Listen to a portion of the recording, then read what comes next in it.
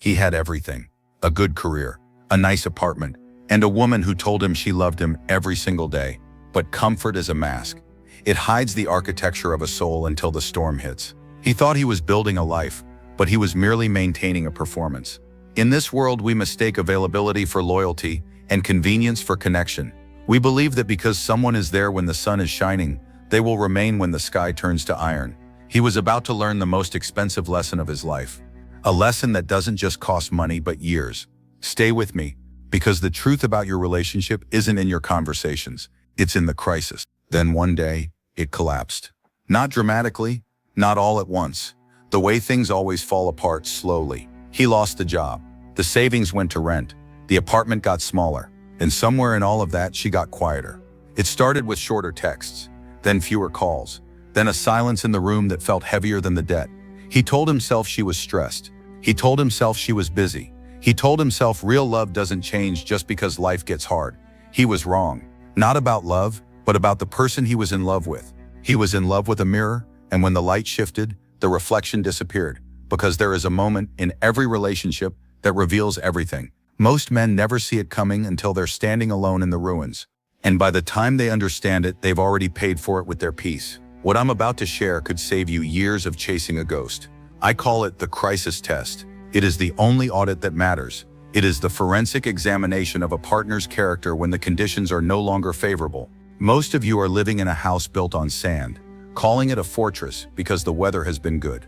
But the storm is coming, it always does. And when it hits, you don't want to be wondering if the person next to you is an anchor or an anchor weight. Pay attention to the architecture of your life. The cracks are already there, you just haven't looked down yet. Let's look down together. Let me ask you something first. How do you really know if someone loves you? Not the version of you that's successful, not the version that's confident, stable, and has his life together, but you, the raw, unrefined, struggling version, the version that doesn't have the answers. The problem with most modern relationships is that they're built in comfort. You meet someone when you're doing well. You fall in love when your life looks like a highlight reel, and you call that connection. But what fell in love? Or them with the life you provide? The restaurants, the safety, the status, the feeling of being taken care of. Most people aren't in love with people. They're in love with utility. They're in love with how you make their life feel. And when you stop making their life feel that way, the love vanishes like smoke in a gale. And here's the brutal truth. You cannot know the answer in comfort. Comfort is the perfect hiding place for conditional love. Conditional love is love that has terms. It doesn't announce itself.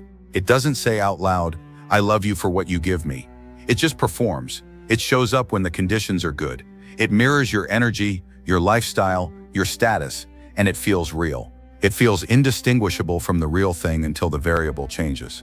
Think of your relationship like a bridge. In the summer, any bridge looks sturdy. You can walk across it, drive across it, even sleep on it. But you don't test a bridge in the summer. You test a bridge in the winter, under the weight of ice and the force of the wind. Most of you are standing on a summer bridge, praying it doesn't snow. Conditional love is a transaction disguised as an emotion. It is a contract written in disappearing ink. When the conditions, your wealth, your health, your strength, are met, the contract is honored. But the moment you fail to deliver the expected value, the ink fades. You'll see the signs in her eyes before she ever says a word. A shift from admiration to tolerance, from tolerance to resentment, from resentment to distance. She isn't leaving you, she's leaving the situation you can no longer sustain. To her, you were the situation. You were the utility. And once the utility is gone, the person is an inconvenience. This is the architecture of the modern heart. It is efficient, it is logical, and it is utterly heartless. You must learn to see the blueprint before you build the house. Otherwise, you're just a tenant in your own life. There is only one way to know the difference. Not time, not long conversations, not love languages or compatibility tests. A crisis. I call it the crisis test. It's not something you plan. It's not something you manufacture. It's simply the natural entropy of life. When your life gets hard, what does she do? Does she move closer? Or does she make herself scarce? Does she become your partner in the problem? Or does she see you as the problem? That answer is everything. A crisis doesn't break a relationship. It reveals what was already broken. It is the pressure that turns carbon into a diamond or into dust. If you are afraid of the crisis, you are already aware that you're holding dust. The man who is certain of his partner's character welcomes the test because he knows the result. Are you certain, or are you just lucky? There are 3 signs. Pay attention. Sign 1. She disappears when your status drops. Not physically, she's still there, but she's gone. When things were good, she had energy for you. Spontaneous plans, long conversations. She wanted to be around you because your light made her look better. Then something shifts. You lose the job. The business fails. The money gets tight. And suddenly she's tired. She needs space. She's been so stressed lately. Notice the focus. Nothing happened to her. Everything happened to you. But she's the one who needs the most grace. This is the first sign of emotional divestment. Her emotional availability is directly tied to your external circumstances. When your stock goes up, she invests. When your stock goes down, she divests. She is a fair-weather investor in the IPO of your life, and she's looking for the exit. This isn't personality. This isn't her going through something. This is her investment strategy. You need to see it clearly. A woman who loves the man will see the business failure as a setback for the team. A woman who loves the lifestyle will see the business failure as a breach of contract by you. She will treat your struggle like an annoyance, like a debt she didn't sign up for. She will start looking for stability elsewhere, often under the guise of finding herself or needing a change of scenery.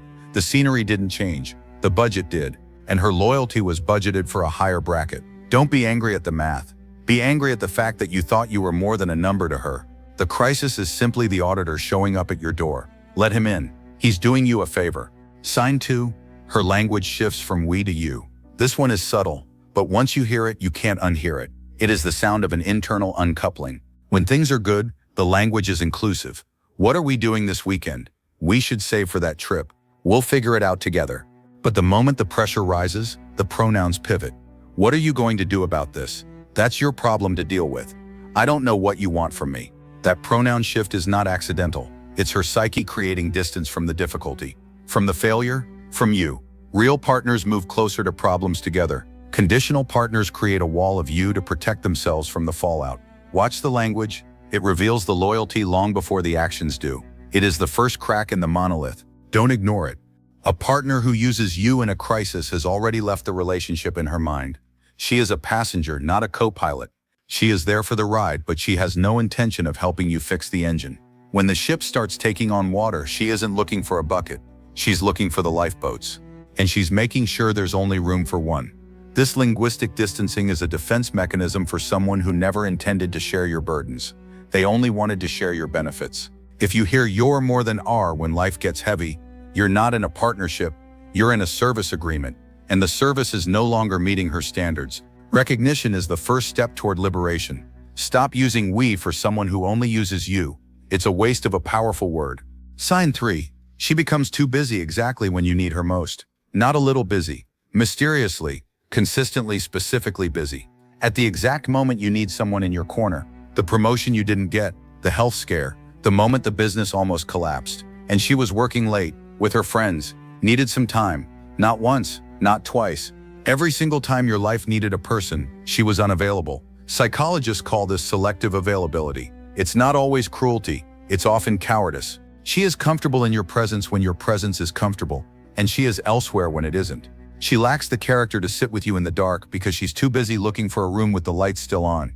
3 signs. 1 pattern. She was never with you. She was with the version of you that required nothing from her. She was a guest in your success, but she refused to be a witness to your struggle.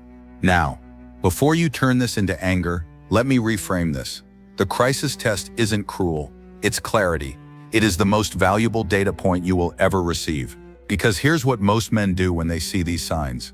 They try harder, they explain better, they plan more romantic evenings. They apologize for things that aren't their fault, hoping to buy back the interest they've lost. They shrink themselves to make room for someone who was already leaving, and none of it works. Not because love isn't there, but because the architecture is wrong. You cannot renovate a conditional foundation with more effort. You can only see it for what it is. The crisis didn't create the distance. It just removed the fog that was hiding it. Be grateful for the visibility, even if what you see is painful. It is better to be alone in the truth than together in a lie. Some relationships are built on conditional architecture. That means the entire structure depends on specific conditions being maintained. Your success, your status, your emotional availability when she needs it, not when you do. When those conditions change, the architecture reveals its weakness. It's like a house built on a fault line.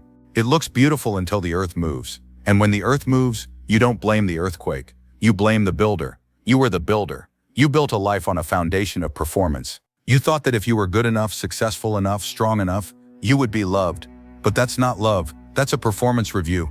Real love is what remains when the performance fails. It is the bedrock that doesn't move when the earth does. Stop building on fault lines and start looking for stone. Now let me tell you what unconditional love actually looks like.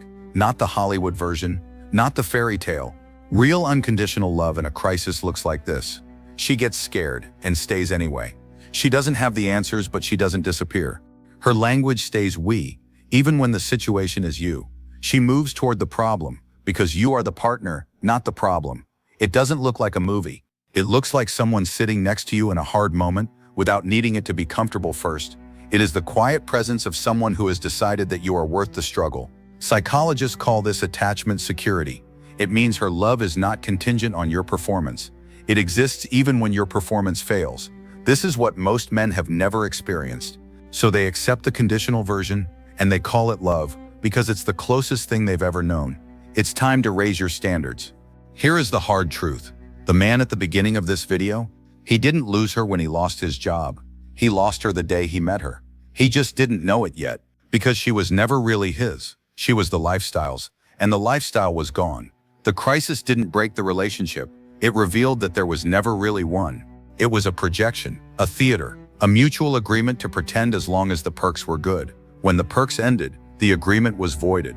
If you are in a crisis right now, look at the person next to you. Are they looking at you, or are they looking at the exit?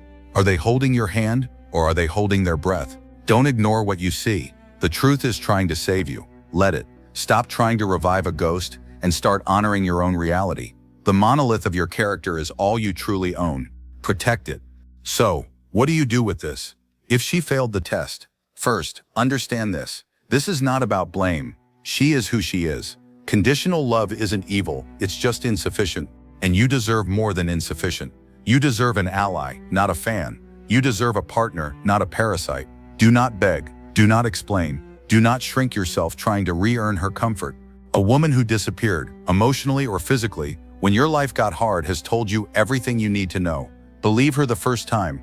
The most dangerous thing you can do is spend years trying to prove yourself back into a relationship that was never built to hold you. You are not a project to be managed. You are a man to be respected. If she can't respect the struggle, she doesn't deserve the strength. Walk away with your dignity intact. That is your true wealth. Every time you chase someone who is running from your struggle, you lose a piece of yourself. You teach your own heart that you are only valuable when you are winning, but your value is inherent. It is in your resilience, your character, and your capacity to endure. The crisis is your forge. It is where the iron of your soul is tempered. Don't let a conditional partner convince you that the fire is a sign of failure. The fire is the process of refinement. If she can't stand the heat of the forge, she has no business holding the sword. Let her go. There are people out there who are built for the fire. People who will see your struggle and recognize it as the birthplace of your next level. Those are your people. Wait for them. Or better yet, become the kind of man they are looking for. A man who is whole, even in the ruins. If she passed the test, if she moved closer, if the language stayed we, if she showed up when it was hard, don't take it for granted. Tell her you noticed. Not a big speech, not a dramatic moment. Just, I see you. Thank you for not disappearing. Real love deserves to be acknowledged, because the people who stay in hard seasons are rare. They are the anomalies in a transactional world. They are the stone in a world of sand, and they need to know you know that. When you acknowledge her loyalty, you reinforce the foundation. You tell her that her character is seen and valued. That is the fuel for a lifetime of connection. Build your future on that stone. Honor it, protect it, and be the same stone for her when her storm hits. That is the only way to build a monolith that lasts. Here is what I want you to carry from this. You cannot truly know someone in comfort. Comfort shows you the performance. Crisis shows you the person. The people who love you for you, they don't disappear when your bank account does. They don't go quiet when your confidence does. They don't become busy when your need does. They move toward the hard things, because you are worth moving toward. Real love is proven in a crisis. Fake love is preserved in comfort. You are a man of character. You are a monolith. Do not settle for a shadow. The storm is your greatest teacher. Let it reveal the truth, and let that truth set you free. You have the strength to stand alone, and the wisdom to know who is worth standing with. Choose wisely. Your life depends on it. Which one are you living with right now? The performance or the person? Tell me below. Your story matters. Share it with the men here. Let's build a brotherhood of truth. Subscribe for more deep dives into the psychology of character and the stoic paths to self-mastery. This is TruTalkX. We don't just talk, we reveal. I'll see you in the comments.